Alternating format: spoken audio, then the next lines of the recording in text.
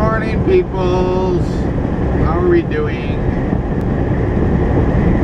Yeah, there's one thing that I have to say I do enjoy about this new truck. These headlights are awesome.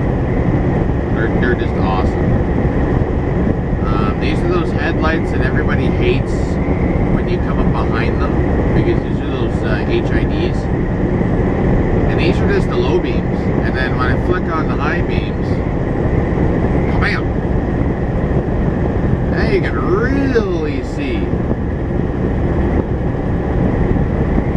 These friggin' high beams are insane. Insane. And like, I'm lighting up the ditch on my right, the entire road, and the entire ditch on my left. I'll turn my high beams off. Okay, you can see the difference in the camera. And I just turn my fog lights on. I don't even think. Yeah, there's like no difference at all. Very, very, very little. So then we go, wham! And now we can see for like a mile. It is awesome. Best thing they ever did was put HIDs in a transport. Now, for those of you who don't know what HIDs are, it stands for high intensity discharge, and it's just basically a really, really, really bright light bulb, kind of like LED. Actually, it essentially is LED, just like everything else on this here truck. All LED. The part that sucks is if you burn, from what I understand, if you burn out, say, like a turn signal, like a front turn signal, by your headlight there, you can't just go in and change a bulb like you normally would, because it is LED. From what I understand, you got to change the entire headlight assembly. So then, therefore, you get a brand new headlight bulb, and then your turn signals. From what, I don't know if that's true or not, but from what I understand, that's how it goes. Which, yeah, I can see that getting a little pricey, because not only are you paying for a turn signal, you're paying for a headlight too. So, and the assembly and everything else to go with it. So yeah, I can see that getting a little pricey, but thank goodness I don't own the truck. I mean, you're going from a $2 friggin' light bulb, or a $1 light bulb, to a, oh god, $100, $150 fixture? I don't know. I have no idea what the price is for those. I'd be afraid to find out, so. Alright, we are just west of, well, northwest of Minot.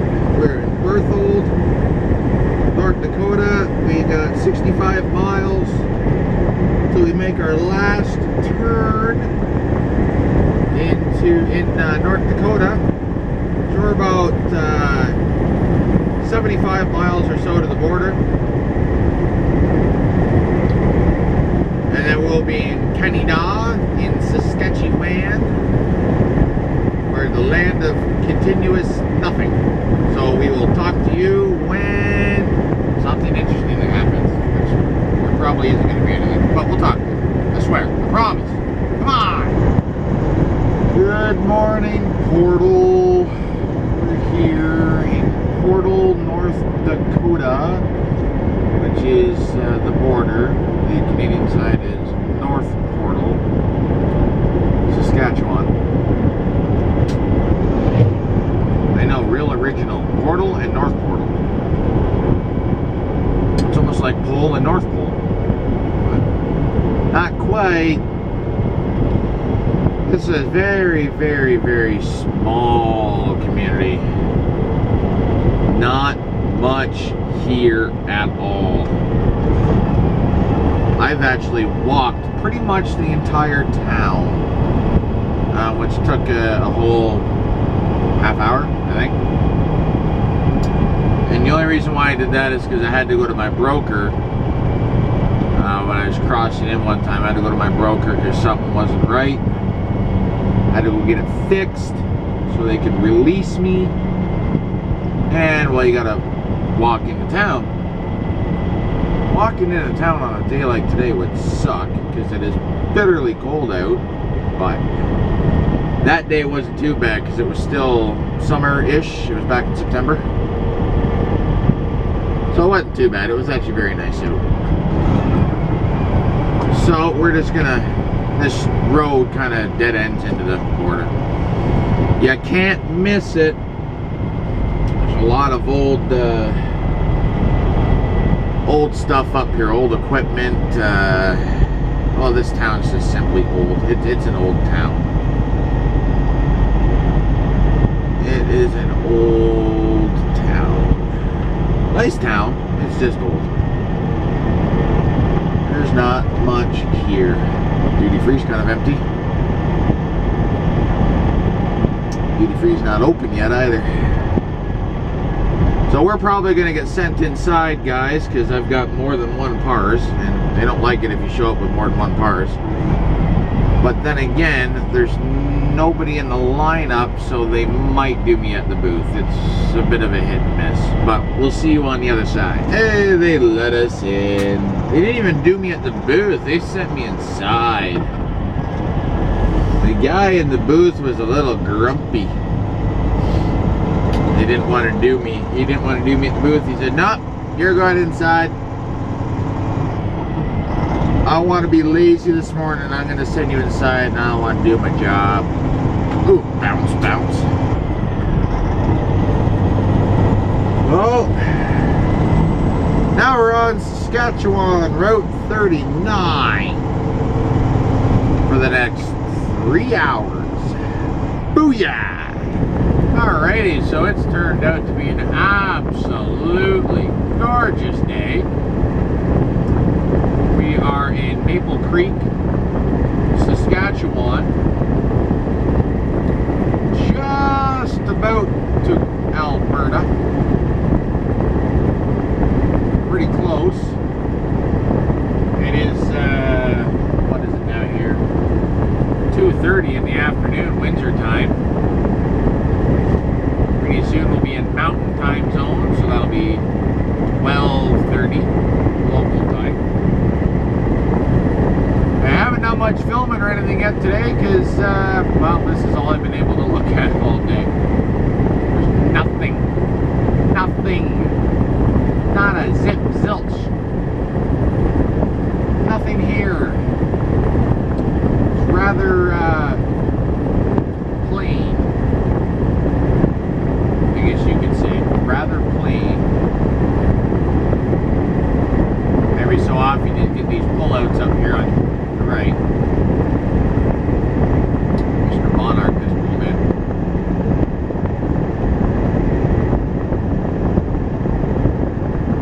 That's about the extent you have those pullouts.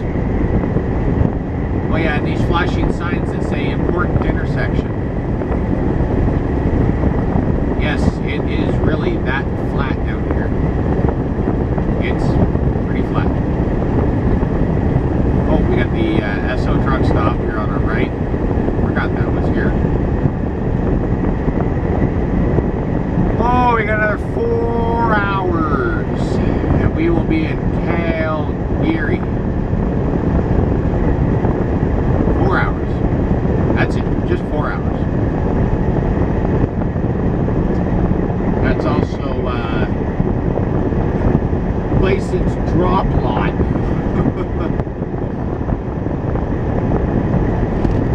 Or switch yard, I guess you could say. See a lot of bisons in there. A lot of bisons.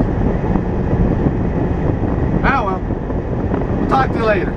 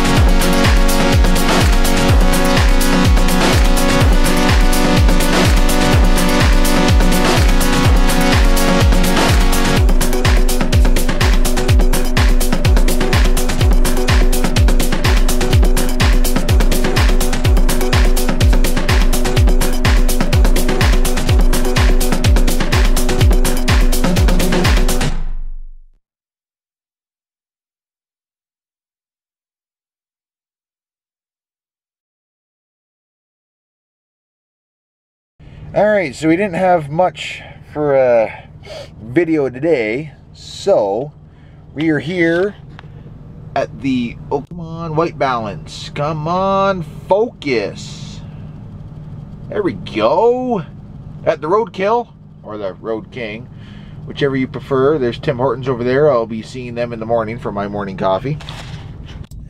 But we're getting ready to do dinner. And I try not to eat out of the truck. Every once in a while I will as a treat to myself, but I really try not to. It's cheaper that way. And now my phone is going ding ding, or more like beep. Big Rig Talk. If you're not on, go check them out, Big Rig Talk. So yeah, we're doing dinner, and tonight, kaboom, we're having some steak. Those are some seasoned beef all-around steaks. So we're having some steaks tonight. She has the best before date, March the 1st. Gotta have them today. I'll have both. That's okay. We've got Mr. George Foreman over here. So we're gonna do them up on the Foreman. And we're gonna have, I got some rice and beans in the microwave that we gotta do up there. So yeah, let's get cooking. All right, so we got one of the steaks on the Foreman. I just got the little guy here. It'll fit 2 burgers, barely, but it'll only fit 1 steak. So we've got our opener real quick here. Steak.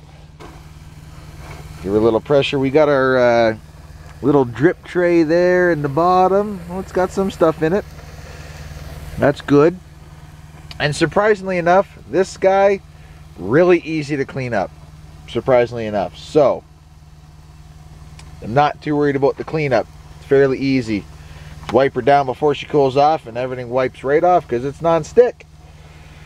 So I'm actually thinking I might save that one until tomorrow night. Yeah, 1 day past the expiration is not that big of a deal. So we're probably going to wait till tomorrow to have that guy. But we got that in there. I've got some veggies here we're going to crack open. We got some dip down there. We got veggies and dip and steak and rice and red kidney beans, and oh, it's gonna be so good. And the piece de la resistance. All done. Steak is finished. Rice is done. Red beans in the rice is good. George Foreman is sort of clean.